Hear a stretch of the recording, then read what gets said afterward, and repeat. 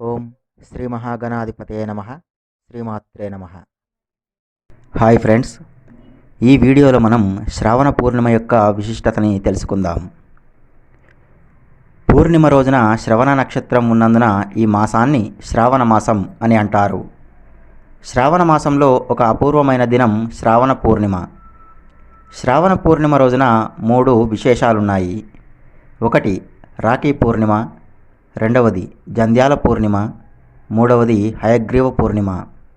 ఈ 3 విశేషాలు శ్రావణ పూర్ణిమకి చాలా విశిష్టతని తెచ్చిపెట్టాయి. పై 3 విషయాలను ఇప్పుడు మనం చెప్పుకుందాం. ముందుగా రాఖీ పూర్ణిమ గురించి చెప్పుకుందాం. శ్రావణ మాసంలో వచ్చే పూర్ణిమని రాఖీ పూర్ణిమ అని కూడా అంటారు. సోదర సోదరీమణుల ప్రేమానురాగాలకు సూచనగా ఈ పండుగను జరుపుకుంటారు.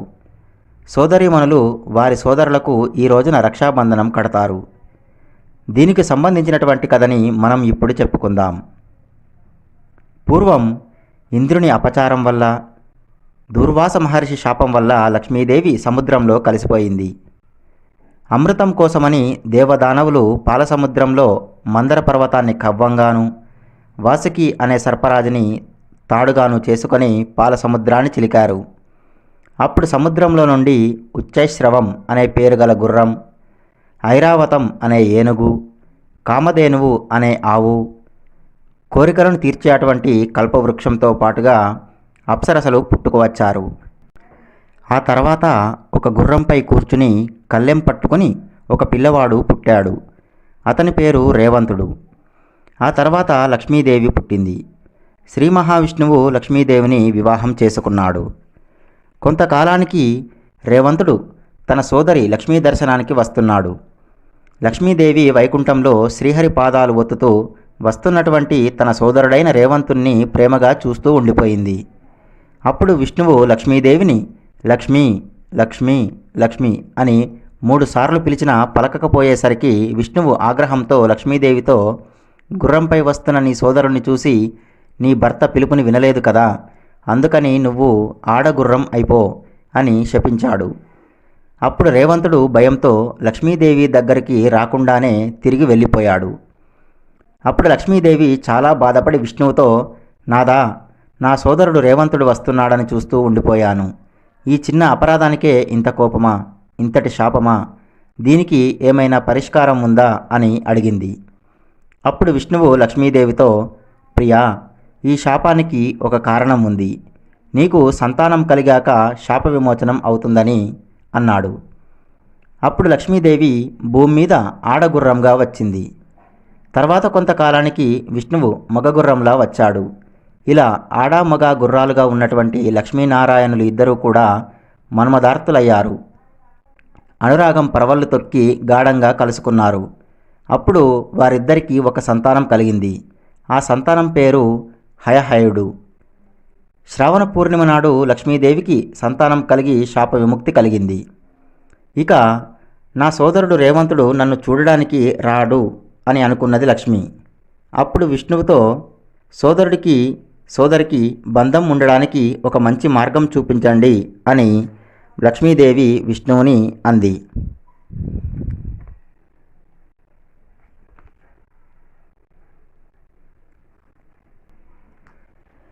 అప్పుడు శ్రీ మహావిష్ణువు లక్ష్మీదేవితో ఇలా అన్నాడు, లక్ష్మి, నీకు శాప విమోచనమైన ఈ శ్రావణ పూర్ణిమని రక్షాబంధన పూర్ణిమగా మారుస్తున్నాను. ఈ రోజును సోదర సంబంధమైన రక్షాబంధన ఉత్సవంగా మారుస్తున్నాను.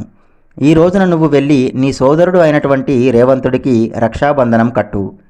రక్షాబంధనం కట్టేప్పుడు హరినామాన్ని తలుచుకుంటూ కట్టు అని విష్ణువు లక్ష్మీదేవితో చెప్పాడు. ఆ తర్వాత లక్ష్మీదేవి విష్ణువు చెప్పినట్లుగా తన సోదరుడు అయినటువంటి రేవంతుడికి రక్షాబంధనం కట్టింది. అప్పటి నుండి రక్షాబంధన ఉత్సవం మొదలైంది. ఆనాటి నుండి శ్రావణ పూర్ణిమ నాడు సోదరీమణులు తమ సోదరులకు రక్షాబంధనం కట్టడం జరుగుతూ వస్తుంది. ఈ రోజున ఉదయమే సూర్యోదయం కన్నా ముందే నిద్రలేచి తలారా స్నానం చేసి సోదరి తన సోదరుడికి తోరాన్ని అంటే రక్షాబంధాన్ని కట్టాలి. ఆ రక్షాబంధాన్ని కట్టే ముందు ఆ తోరానికి సరిగ్గా మధ్యలో ఒక పతకం ఉంచి ఆ పతకానికి అటువైపు ఇటువైపు ముడులు వేయాలి. వాటిని గ్రంథులు అని అంటారు. ఆ ముడులు 1, 3, 5, 7, 9 ఇలా బేసి సంఖ్యలో ఉండేలా ముడులు వేయాలి. ఇప్పుడు ఆ రక్షాబంధాన్ని అమ్మవారి వద్ద పెట్టి 11 సార్లు గాయత్రి మంత్రాన్ని జపించి ఆ రక్షాబంధానికి పైన కుంకుమ పసుపుని రాసి అక్షితలు వేసి, ఓ రక్షాబంధమా, నువ్వు గాయత్రి మాతృస్వరూపినివి. నీలో మహాకాళి, మహాలక్ష్మి, మహాసరస్వతి అనే త్రిశక్తులను ఆవాహన చేస్తున్నాను. దీన్ని నా సోదరుని చేతికి కడుతున్నాను. నా సోదరుని చేతికి ఉండి అతనికి రక్ష కల్పించు. అతని చేతికి నిన్ను కట్టిన నాకు నా సోదరుని నుండి రక్ష కల్పించు అని చెప్పి సోదరునికి రక్షాబంధనం కట్టాలి. అలా రక్షాబంధనం కట్టిన సోదరికి సోదరుడు తనకు ఉన్న శక్తి కొద్దీ ఏదైనా కానుక ఇవ్వాలి. చీర, సారె, బంగారమో లేదా కొంత ధనాన్నో సోదరికి ఇవ్వాలి. ఈ రక్షాబంధనం అనేది సొంత సోదరీమణులు మాత్రమే కాకుండా సోదరిగా భావించే వారితో అయినా కట్టించుకోవచ్చు. సోదరునిగా భావించే వారికి కూడా కట్టవచ్చు. ఇప్పుడు శ్రావణ పూర్ణిమకి ఉన్నటువంటి రెండో విశేషమైన హయగ్రీవ ఆవిర్భావం గురించి చెప్పుకుందాం. జ్ఞానానందమయం దేవం నిర్మలస్ఫటికాకృతిం ఆధారం సర్వవిద్యానాం హయగ్రీవముపాస్మహే. సమస్త విద్యలని అనుగ్రహించే శ్రీ గురుమూర్తి హయగ్రీవ స్వామి గుర్రపు ముఖంతో చతుర్భుజుడై శంఖచక్రాలను ధరించి వామాంకంలో అనగా ఎడం భాగంలో లక్ష్మీదేవి సమేతంగా ఆవిర్భవించిన సాక్షాత్తు శ్రీమన్నారాయణుడే హయగ్రీవ స్వామి. దుష్ట శిక్షణ, శిష్ట రక్షణార్థం శ్రీ మహావిష్ణువు అనేక అవతారాలు ఎత్తాడు. ఆయా సందర్భాల్లో లోకక్షేమం కోసం అనేక కార్యక్రమాలను చేపట్టాడు. అలా ఒకానొక శ్రావణ మాసంలో పూర్ణిమ నాడు అవతరించినటువంటి స్వామి శ్రీ లక్ష్మీ హయగ్రీవ స్వామి. ఇప్పుడు ఆయన ఆవిర్భావం గురించి చెప్పుకుందాం. పూర్వం హయగ్రీవుడు అనే అటువంటి ఒక రాక్షసుడు అమ్మవారిని గురించి తపస్సు చేశాడు. ఆ తపస్సుకు మెచ్చినటువంటి అమ్మవారు ఏదైనా వరం కోరుకోమని అంది. అప్పుడు వాడు అమ్మవారితో, నాకు చావు లేకుండా వరం ఇవ్వు అని అన్నాడు. అప్పుడు అమ్మవారు, పుట్టిన జీవి మరణించక తప్పదు, మరణించిన జీవి మరలా పుట్టక తప్పదు, కాబట్టి మరేదైనా వరం కోరుకో అని అంది. అప్పుడు వాడు హయగ్రీవం అంటే గుర్రపుతల కలిగినటువంటి వాడి చేతిలోనే నాకు మరణాన్ని ప్రసాదించు అని కోరుకున్నాడు. అప్పుడు అమ్మవారు తదాస్తు అని అదృశ్యమైంది. ఇక ఆ రాక్షసుడు వరగర్వంతో దేవతలను ముప్పతిప్పలు పెడుతున్నాడు. వాడిని వధించమని దేవతలందరూ శ్రీహరిని కోరగా శ్రీహరి వాడితో చాలా కాలం యుద్ధం చేశాడు. అయినా వాడిని చంపలేకపోయాడు. విష్ణువు అలసిపోయి ఒక గుహలో ధనస్సుకు బాణాన్ని సంధించి విపరీతమైనటువంటి అలసటతో దాని అగ్రభాగాన వాలి నిద్రపోయాడు. కొంతకాలానికి విష్ణువు గాఢ నిద్రలో ఉండడం చూసి విష్ణువును లేపడానికి దేవతలు వచ్చి ధైర్యం చాలక ఒక ఆలోచన చేసి వమ్రీ అనే అటువంటి ఒక కీటకాన్ని పంపి ధనస్సుకు ఉన్నటువంటి అల్లెతాడును కొరకమని చెప్పారు. అలా చేస్తే తాడు వదిలై విల్లు కదిలి విష్ణువుకి మెలకువ వస్తుందని అనుకున్నారు. అయితే ఆ పురుగు తాడును కొరకగానే దేవతలు ఊహించని విధంగా వింటికి ఉన్నటువంటి బాణం విష్ణువు మెడకు తగిలి ఆ దెబ్బకి విష్ణువు తల ఎగిరి ఎక్కడో పడింది. దేవతలు ఎంత వెతికినా ఆ తల కనిపించలేదు. అప్పుడు బ్రహ్మ అమ్మవారిని గురించి తపస్సు చేశాడు. అప్పుడు అమ్మవారు ప్రత్యక్షమై ఒక గుర్రపు తలను తెచ్చి విష్ణువు శరీరానికి అతికించమని చెప్పింది. దేవతలు అలాగే చేశారు. గుర్రపు తల అతికించగానే విష్ణుమూర్తిలో మళ్ళీ జీవం వచ్చి లేచాడు. అలా విష్ణువు హయగ్రీవుడిగా అంటే గుర్రపు తల కలవాడిగా మారాడు. అలా మారినటువంటి తిథి శ్రావణ పూర్ణిమ. అలా హయగ్రీవుడిగా మారిన విష్ణువు ఆ రాక్షసుడు కోరిన విధంగా ఆ రాక్షసుని సంహరించడానికి సిద్ధంగా ఉన్నాడు. అప్పుడు వెళ్ళి ఆ రాక్షసుని సంహరించాడు. అందుకనే శ్రావణ పూర్ణిమ నాడు హయగ్రీవ జయంతిని జరుపుకోవాలి.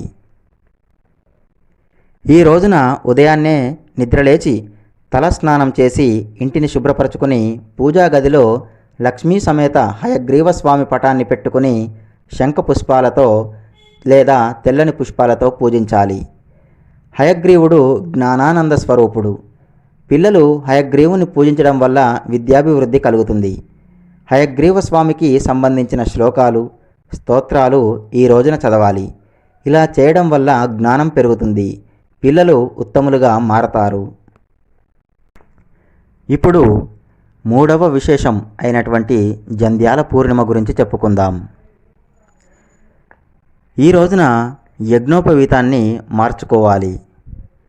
ఉపనయనం అయిన వారి మెడలో యజ్ఞోపవీతం ఉంటుంది. అలాంటి వారు తప్పకుండా శ్రావణ పూర్ణిమ నాడు యజ్ఞోపవీతాన్ని మార్చుకోవాలి. ఈ రోజున సూర్యోదయం కన్నా ముందే నిద్రలేచి నదీ స్నానం, చెరువుల్లో కానీ నూతుల దగ్గర కానీ స్నానం చేయాలి.